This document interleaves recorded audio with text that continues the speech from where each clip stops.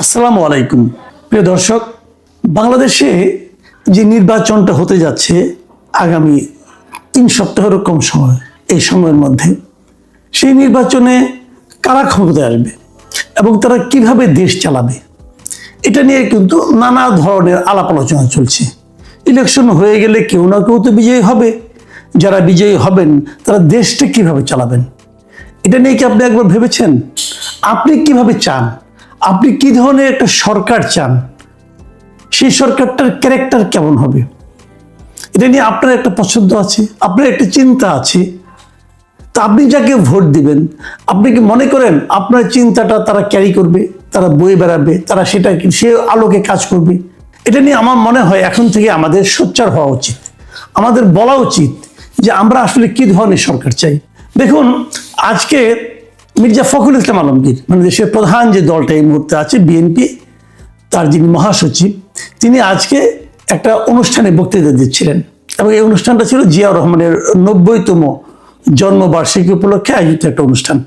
সেখানে মির্জা ফখরুল ইসলাম আলমগীর কিছু কথা বলেছেন। সেই কথাটাকে আমি কথাগুলো আপনাদের একটু বলতে চাই। উনি বলেছেন যে এই নির্বাচনে নির্ধারিত হবে দেশ লিবারেল ডেমোক্রেসির হাতে থাকবে নাকি উগ্রপন্থী রাষ্ট্র বিরোধীদের দখলে যাবে। মানে লিবারেল ডেমোক্রেসি মানে কি? উদার গণতন্ত্রী। মানে দেশটা কি উদার গণতন্ত্রীদের হাতে থাকবে নাকি উগ্রপন্থী রাষ্ট্র বিরোধীদের দখলে যাবে?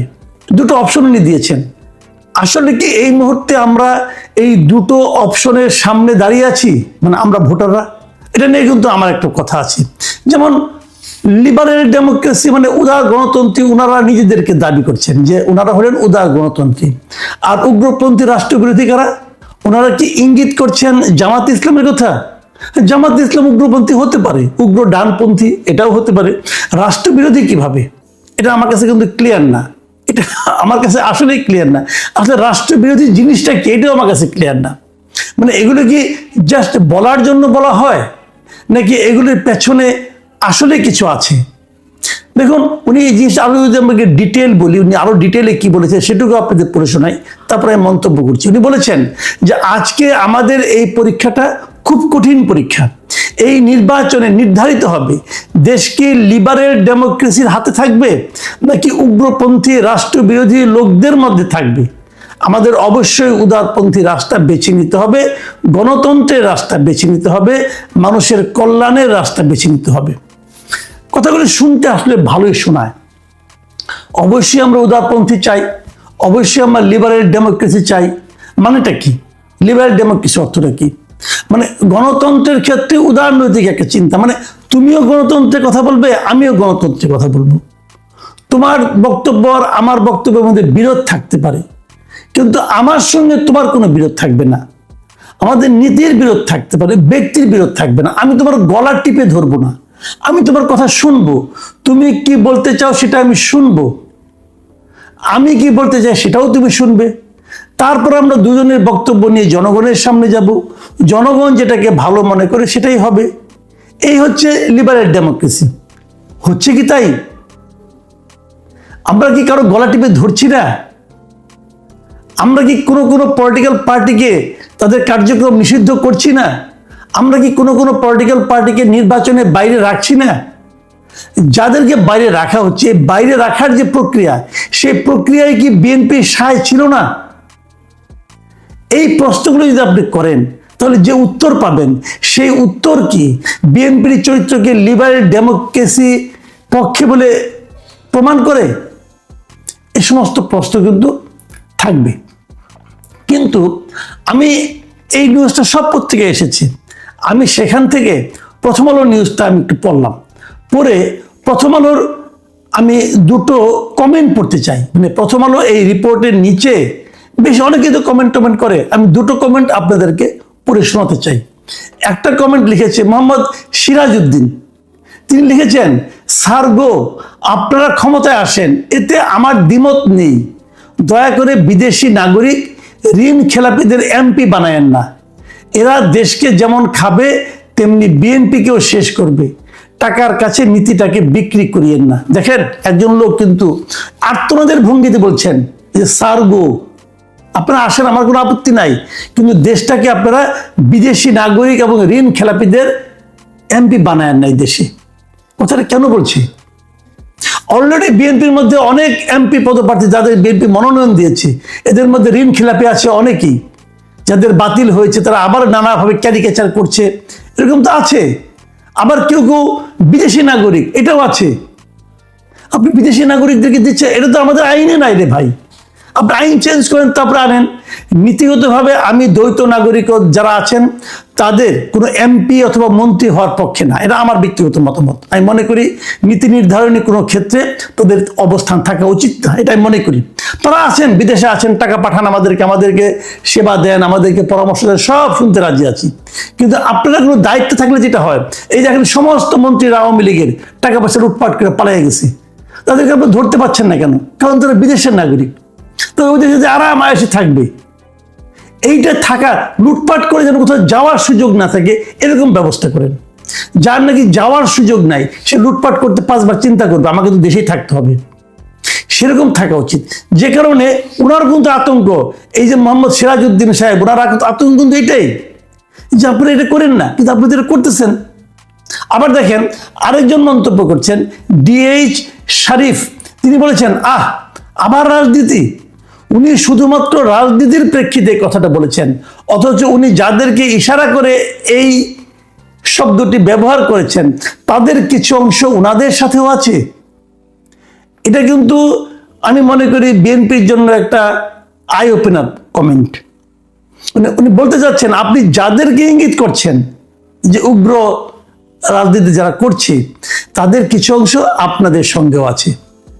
ভালোভাবে আশেপাশে তাকিয়ে দেখেন, হয়তো আপনার ছায়া হয়ে আছে, তাকিয়ে দেখুন। আমরা অনেককে চিনি, অনেকের সাথে সন্দেহ করি, আপনারা কেন করেন না? হয় কি কাছে থেকে দেখা যায় না? এটা করুন। কাজে দেখেন আমি 2টো কমেন্ট পড়লাম, কিন্তু আরো অনেক কমেন্ট আছে, সেগুলো আপনারা পড়তে পারেন, নিজেরাও পড়েন, অন্যান্য পত্রিকাগুলিতে পড়েন। এবং আমি এই নেতাদেরকেও বলবো, আপনারাও একটু দেখেন আপনাদের এই সমস্ত বক্তব্য সম্পর্কে সাধারণ মানুষ কি ভাবে, সাধারণ মানুষ কি বলে। এবার আমি আমার কথাটা বলে শেষ করতে চাই। দেখুন, আমি একটা কথা বলি, আপনার রাজনৈতিক মতাদর্শ কি হবে না হবে এটা নিয়ে বড় বড় কথা অনেকে অনেক কথা বলতে পারে। বামপন্থার কথা বলতে পারে, ডানপন্থার কথা বলতে পারে, উগ্র বামপন্থী, উগ্র ডানপন্থী, মধ্যপন্থী, উদারনৈতিক পন্থী, অনেক রকম অ্যাডজেক্টিভ আছে। আমরা কয়টা বুঝি?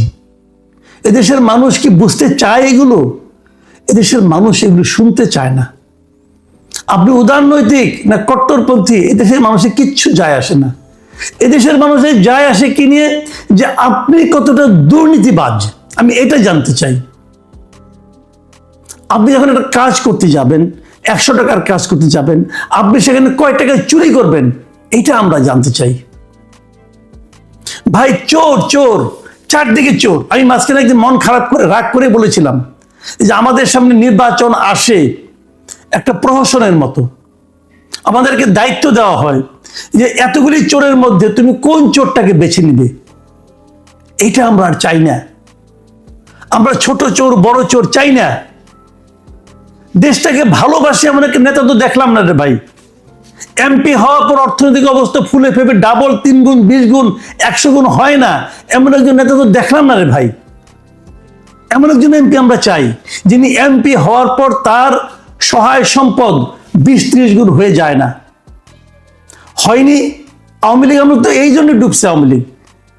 আওয়ামী লীগ দুর্নীতিটা কন্ট্রোল করতে পারতো, দেশটা অনেক দূরে এগিয়ে যেত। আওয়ামী লীগ অনেক কাজ করেছে, অস্বীকার করার কোনো উপায় নাই রে ভাই। পদ্মা সেতু করেছে, এটা বড় কাজ, কিন্তু আমাদের আপত্তিটা কোথায় ছিল? পদ্মা সেতুর কাজটা করতে যদি 20 টাকা লাগতো, সেখানে খরচ দেখানো হয়েছে 50 টাকা, 30 টাকায় মেরে দিয়েছে এই চোরের দল। আমরা এই চোরিটা চাই না, এই চুরির হাত থেকে বাঁচতে চাই। অভিযোগ তো অনেক কিছু আছে, আমি একটা এক্সাম্পল দিয়ে বলি, আমি বিএনপির নেতৃবৃন্দকেই বলি ভাই। এই যে এস আলম, এদেশের সবচেয়ে বড় লুটপাটকারী ছিল এস আলম। ব্যাংকগুলোকে মধ্যে চুরি করে ফেলেছে, ব্যাংকগুলোকে লুটপাট করে নিয়ে গেছে। এই এস আলমের বিরুদ্ধে যখন ডেইলি স্টার একটা নিউজ করলো যে এস আলম কোথায় কোথায় কিভাবে সম্পদ বানিয়েছে, করেছিল না? করেছিল। সরকার নিজে সেটাকে থামিয়েছে, তদন্ত হতে দেয়নি, আদালতকে ব্যবহার করেছে। আদালত বলেছে তদন্ত হবে না নির্বাচনের আগ পর্যন্ত। আদালত বলেছে, অবিশ্বাস্য ঘটনা। আদালতে যেখানে বলা উচিত ছিল যে 7 দিনের মধ্যে তদন্ত শেষ করো, আদালত বলে কি তদন্তই করা যাবে না, বলেছে আদালত।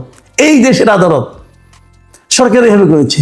তখন একটা কথা আমি বলি, ওই সময়ের পত্রপত্রিকাগুলি ঘেটে দেখেন, এস আলমের বিরুদ্ধে কি বিএনপি একটা বিবৃতিও দিয়েছে? একটা দেয়নি। কেন দেয়নি? বলা হয়ে থাকে এস আলমের টাকা বিএনপির নেতারাও পেয়েছে, বলা হয়ে থাকে। তাহলে আমরা কার পেছনে যাব? আমরা কাকে বিশ্বাস করব? আমি বিএনপি নেতাদেরকে জিজ্ঞাসা করছি, বুকে হাত দিয়ে বলুন, এস আলমের টাকা পয়সা আপনারা পাননি? নিশ্চয়ই পেয়েছেন। তাহলে একটা বিবৃতি দিলেন না কেন তখন এস আলমের বিরুদ্ধে? কেন দেননি বলেন? দেশকে লুটপাট করে ফোকলা বানিয়ে দিচ্ছে, তার ব্যাপারে আপনারা কোনো কথা বলেন নাই কেন? আমাদের সালাউদ্দিন সাহেব এয়ারপোর্ট থেকে নেমে এস আলমের গাড়িতে করে যায় নাই? এবার পরে উনি বিবৃতি দিয়েছে যে আমি জানতাম না, বুঝতাম না। ভাই, এগুলি বলার জন্য বলা, এগুলি আমরা বুঝি। কাজে কোথাও একটা গাঁটছড়া তো ভাই আছে। আমাদের প্রধান বক্তব্য, উদারনৈতিক বুঝি না, কট্টরপন্থী বুঝি না, দেশপ্রেমটা বুঝি। কে দেশকে ভালোবাসে, কে দুর্নীতিটা কম করে। দেশের একটা ব্রিজ বানাতে বলা হয়েছে, এটা চুরি যে করে তার কিন্তু ব্রিজটা ভেঙে ফেলার ইচ্ছা আছে, এই ব্রিজে অ্যাক্সিডেন্ট হবে, সে দেশপ্রেমিক না।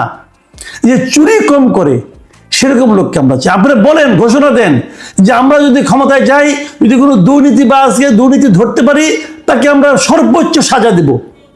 বলেন, কখনো পেরেছেন? দুইবার তো ক্ষমতা ছিলেন, নিজেদের দলের কোন একজন দুর্নীতিবাজের বিরুদ্ধে অ্যাকশন নিতে পেরেছেন? যদি আগামীতে পারেন, সেই প্রতিশ্রুতি দেন, সেই অঙ্গীকার করেন, তাহলে আমরা আপনাকে মনে করব যে আপনার হাতে দেশ নিরাপদ। আওয়ামী লীগেরও নীতি নৈতিকতা, তাদের ঘোষিত কথাবার্তা এরকম মিষ্টি মিষ্টি ছিল, কিন্তু তাদের দেশের কোনো উপকার হয়নি। প্রিয় দর্শক, আমরা চাইব যে আমরা কি চাই, এটা আমাদের দলগুলো, আমাদের রাজনৈতিক নেতৃবৃন্দ এটাকে তাদের বিবেচনায় নেবেন। প্রিয় দর্শক,